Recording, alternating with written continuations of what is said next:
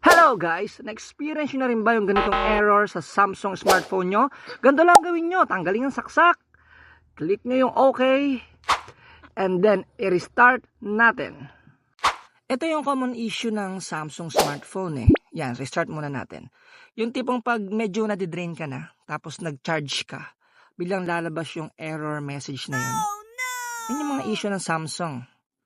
So ayan, antayin lang natin lumabas ulit yung logo. And then pag lumabas na, wag nyo muna isasaksak yung Type-C cord natin. Antayin lang natin matanggal yung backlight. Pag natanggal yung backlight, saka nyo uli isaksak yung cord ng charger. Yan. Antayin natin. Hindi masyadong kita sa video, pero in person makikita mo yan. Pag nawala yung backlight, saksak mo na. Yan, nawala yung backlight. Saksak natin. O yan, mababypass niya ngayon yung error na yon ng Samsung smartphone. Oh, ang